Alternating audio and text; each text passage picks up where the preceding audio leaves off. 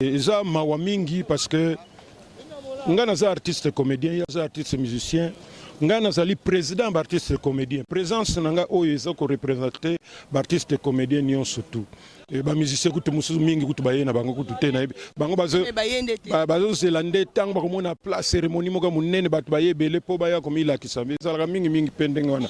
Mais ngai na yende pesa honneur na ndeko na biso de Fao parce que ça un bon chanteur, chanteur Aboubaza Mingi, un bon danseur, artiste comédien, ngaïnde na lobaki na bango na zolande la programme pour lobby bat bazala qui est belé.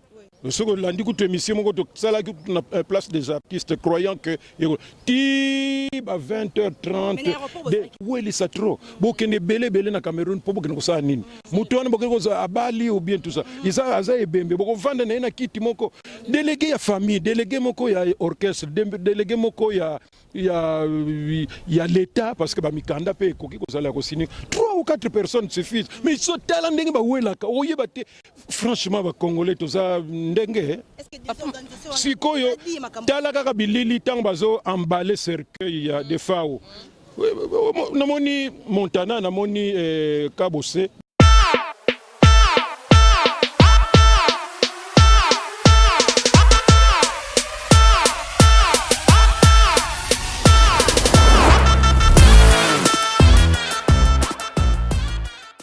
Bonjour chers internautes, vu que nous suivez partout à travers notre chaîne en direct JKTV News.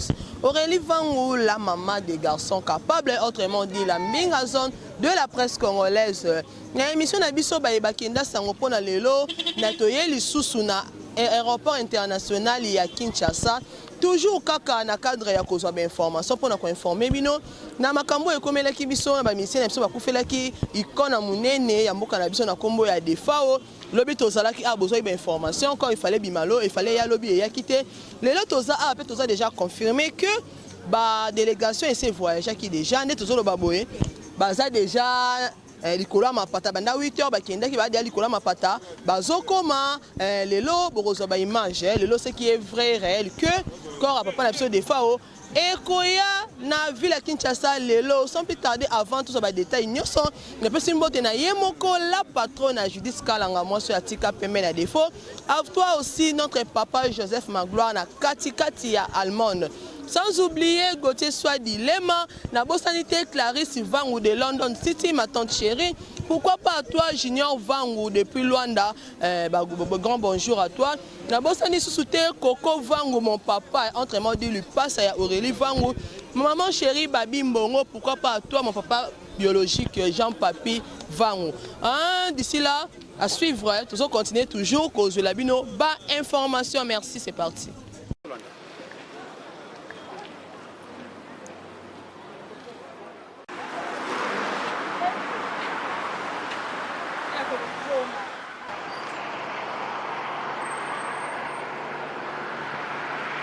Oui, on a encore papa na biso de Fao yango nezo ya déjà ezo bima déjà bozomona ndenge encore papa na biso balandia JKTV News ne na prometa kibino toza wana tina suka pona kopesa bino ba information biso wana toujours toza encore papa na biso de Fao enfin yango ekomi yango yeye bozomona cortège ndenge ezo leka bozomona les images parlent les images en train de parler donc ya rolo bebele ezalité parce que ba image yango moko déjà ezoloba déjà et puis bozomona encore ya papa na biso de Fao comprenez nous sommes en RDC hein?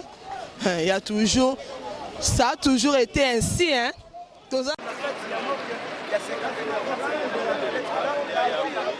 toza awa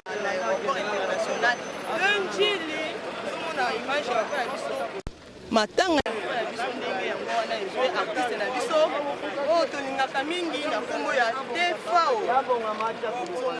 oyo biso na bino toyokana contrat na biso ezali toujours ya kopesa bino ba image ensemble avec Fabrice Mande tozwa toujours ba image wana Corbière ezopusana ok Corbière ezoya bozomona bino moko ba image yango moko ezoloba y a rien à dire y a rien à commenter parce que enfin et bien il y a pas la biso de Fao yango wana ils ont tout ça na destination morgue hôpital général du cinquantenaire de Kinshasa.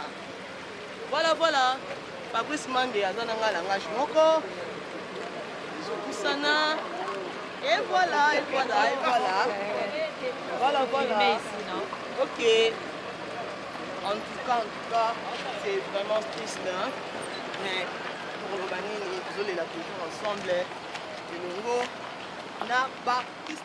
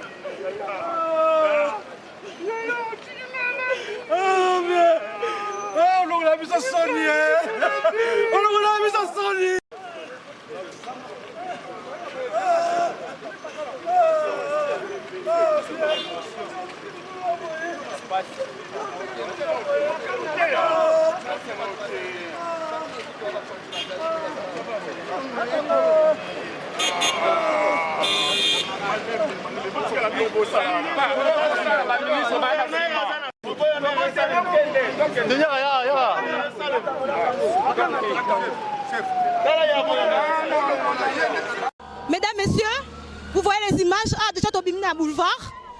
On les accords, il y a papa Yabiso. Des fois, enfin, corps et Kitty dans ma belle. Ils ont accompagné la ministre de la Culture et Art. Sauf que tout le monde est absent, ça va musicien. C'est déplorable. Les musiciens voilà un peu, c'est ça. Le Corbert est là, enfin. Malgré que Corbert va se péler dans le mais Yangwana et vrai. Quand il y a papa Yabiso des fois et Kitty dans la République démocratique du Congo. Précisément l'aéroport international Yabiso ya mboka oyo. Comment na façon a quitté li tomoni vraiment que azali le musicien oyo baleli mabe na kati ya mboka na biso. Comment voulez-vous qu'un musicien lokola defao azali ko kita nous on s'attendait peut-être que ba collègue na yende ba koya ba simbi e bembe na ye ba kitisi en avion ba kei na ngoti ba ke kokotsa na corbillard ndenge tomona ka ba cérémonie ya ba personnalité musu ba kitakao. Nous avons connu defao c'est un grand musicien en mboka na biso. Mais façon azo quitter là na e bembe na yende kiti e sali soni makasi aucun musicien ba musicien nyonso ya poa na ye batang wa kalaneti ba kofi banani personne ata mutu moko te ça nous fait vraiment honte et ça honte tolobi yango nazo ba ona lingala boyepo na bamboka mususu soki bayoki tolobi na français bakoyoka biso soni bakona ke bolingo ezati ba musicien ba négliger corps ba musicien na biso ya to ba négliger corps ya moninga na bango. Moi je suis pas musicien mais ba négliger corps ya moninga na bango être bazo c'est la yango na hôpital la cinquantenaire yango kuna pas kende ko lata parce que kuna ba mema ba fleur ba mema ba nini ba kende ko mona bango ke bon voilà ba musicien fulani bolingo penze mona na partir ya source tolinga kitomona yango na pied d'avion to accordaki batu nyonso bakota tolinga tomona bango na pied d'avion ba ke penza ba yambie corps ya moninga na bango bazui yango ba kotisi yango na kati ya corbillard et ça biso ko vraiment na esengo parce que zo mona na partout na monde entier façon balelie biso to mona yango mabe to mona vraiment que bolingo ezalité parmi ba musiciens sont des aventuriers. C'est conseil ko pour dire ba mission ko lobani balingana nous sommes des Congolais balingana bon exemple siko tozo mona wa sango ezo tambola mingi. Voilà, là c'est le départ du ministre de la Culture et Art. Ah, tout ça, il y a l'hôpital du cinquantenaire. Et si il y a deux fins artistes musiciens d'Abisso. Oui, papa Masumu, tout le monde a un cinquantenaire, na accompagné Bembe à musicien d'Abisso des fois. Au coup, ça Abisso impressionne par rapport à Bembe à des fois. Non, depuis que des fois, Faki et Salibiso Mawamingi, c'est pourquoi tu me kiko lande la matanga depuis le début, awa to utukotika kornaye et ça Mawamingi parce que ngana za artiste comédien, ya za artiste musicien, ngana zali président d'artiste comédien, présence nanga oyo ezako représenter artiste comédien nyon surtout. Et ba musicien kutu mususu mingi kutu baye na bango kutu te na bango bazo zelande tang ba komona place cérémonie moka munene batu baye bele po baya komila kisambe zalaka mingi pendenga wana. Mais ngai na yende na pesa honneur na ndeko na biso de Fao parce que ça un bon chanteur, ba chanteur abobaza mingi, un bon danseur et puis banzembo na ye asali même yakala ils a toujours na valeur. Oyebi banzembo susu bokosala ngo et puis 6 mois après sili na ngala. Mais oya ye ya ba ne na ba ne o ba bengaka anthologique. Donc c'est un grand artiste où tu peux perdre. Et puis ngai naza notable ne Congo. Et pas na Congo central, ce talib artiste nga naza na place moko likolo malgré que bon et pas na biso za kaming ba politicien kaka batu ba sala ba réunion na ba social kabiso mais je suis un notable et yé logo la za ne Congo nga naza ne Congo il fallait pena ya donc na ya pona ba casquette et belé voilà.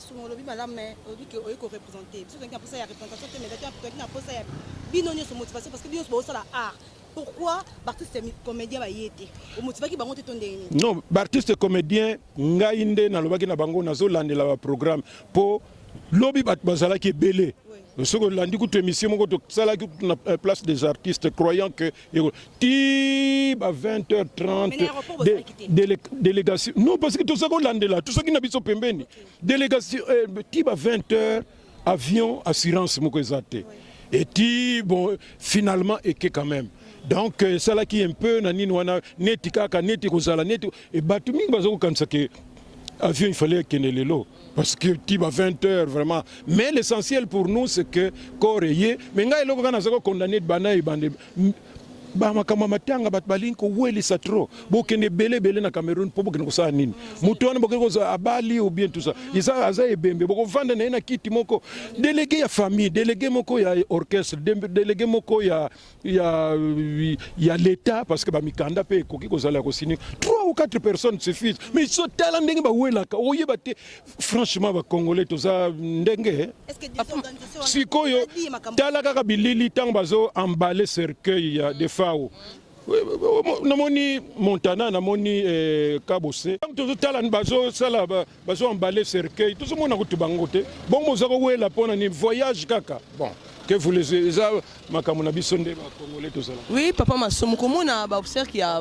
artiste na biso munene lokola papa de Fao et za la négligé na cimetière na plutôt na aéroport tout ça là kuna même pas ata sécurité moko ya accompagner corps ya musicien munene lokola de Fao ne penda bazwa penda ba corps ya ba artiste ba kufaka musika ye a mérité ba honneur wana te.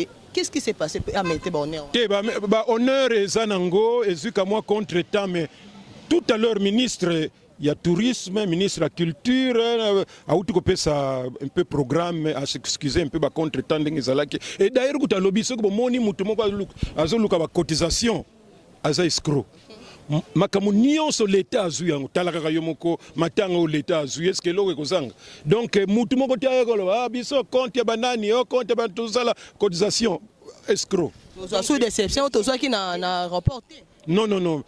Ndenge balobaka organisation nyonso ezalaka parfaite mais je crois qu'ils vont récupérer bato bazana comité wana ministre tourisme Modéron Simba a récupérer yango. OK, merci beaucoup papa Masomo.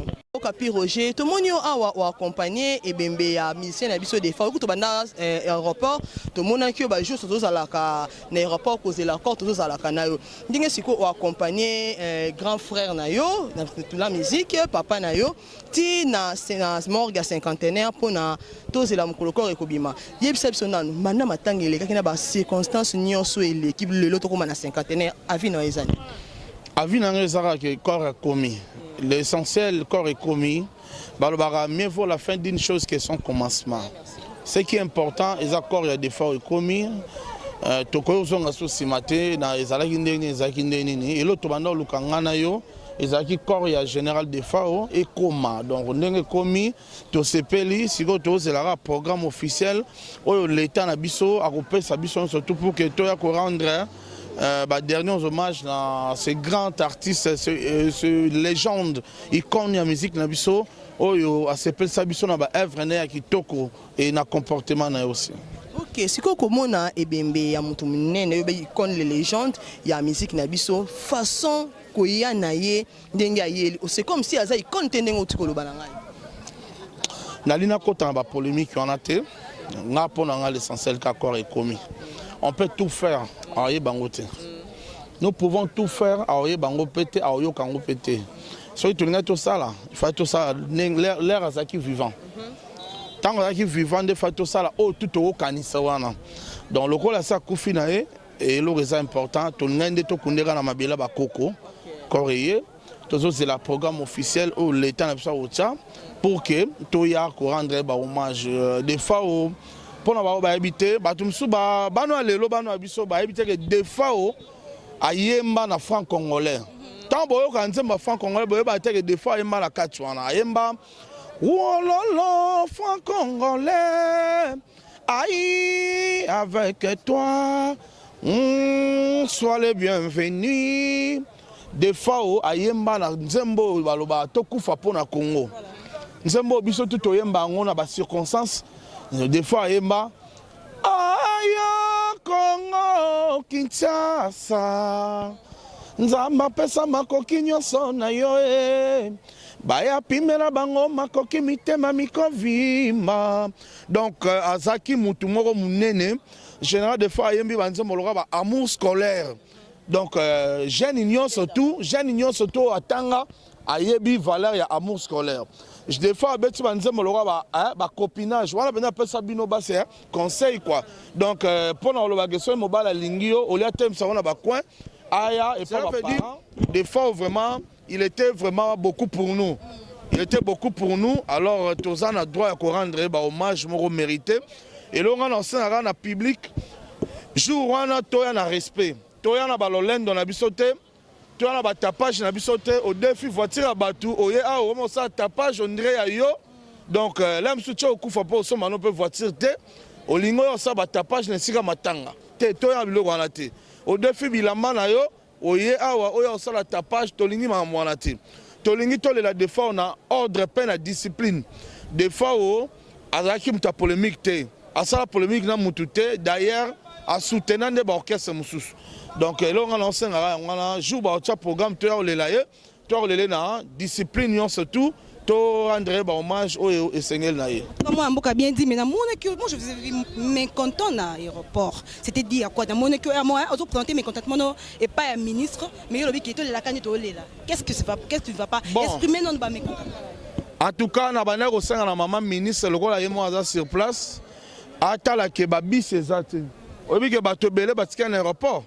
Bato belé balinga ba accompagner corps à défaut ti a on ainsi que mais bazanga moyen de transport. Tobi que l'état na biso bimisa ki mbongo parce que l'état na biso vraiment à travers le ministère de la culture bazo rendre penda bazo valoriser ba artiste na bango.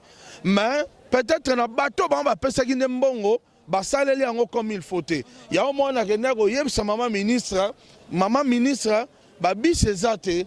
Malheureusement, mboka na biso to tambola na ben conscient ezali na batumo ya kina balinga babeta matolo ba ye pona ko intercaler pona ko loba net ba mono nire na zo titoye maman ministre. OK. Maman ona za maman na biso ba ah munga ba bang sa panenga na mona nkoyi. Wana agreement sa pas. To za état de droit.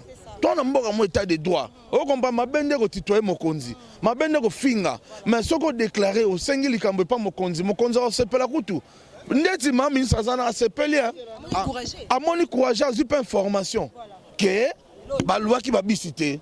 Donc sepeli si nenga azana sepeli a information. Merci beaucoup. Nous sommes arrivés à la fin de notre reportage au relevant na sailebno descente balandi Jika TV News. Ndengaka na relaka kibino ke makambo pa so des fois on a kobandango e bande tisuka awa tozana morgue ya 50e to uti nango na aéroport international Yanjili to fourni fort ezaki facilité mais na confiance au tozana plutôt na alliance to sala biso na bino tozala kawana toujours ko récolter information pour na couper sabino to sali de dénomier pour les loto comme tout ça information to côté si corps papa na biso a musicien na biso des fois na morgue à 51 to ça wana toujours to repé sabino ba mikne ça sali ba programme to repé sabino ba programme mikolo ezali koya en tout cas na aussi ça reportage na toi émission na OT sans tout fana remercier mon caméraman balobi aza mobile nguya le lopenda Fabrice Manda l'accent qui aza penda mobile.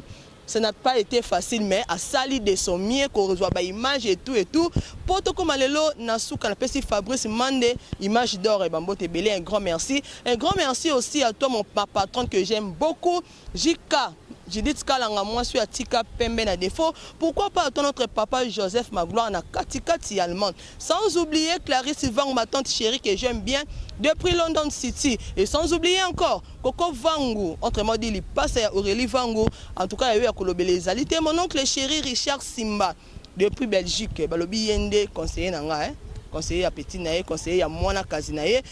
Ma maman chérie, Babi Mbongo, bon fait comme moi, c'est Atika Bois Noir na défaut. Sans oublier, moi c'est na Bossani, Abanga la Bine Katani. Feli les nouveaux riches. Babi Montréal. Il y a un problème en bon terrain pour ma dépense. Il y a un problème en bon terrain, mais il y a des dépenses. À mon père biologique Jean-Papi Vangu, sans oublier Junior Vangu depuis Luanda. Un grand merci à toi aussi, abonné à Bissonion sur JKTV News. Maître 150 de Gulle, un grand merci à toi. Béni Boué, ma copine chérie, moi je suis Angela Linou, Balobi Patika Bois Noir na défaut. Un grand merci à toi. Balandinio sur JKTV News, Bissikan Sobozali, merci. Bon, continuez, vous faites sa confiance. Et puis, Bobo Sanate, bon s'abonner massivement à la chaîne Nabiso JKTV News.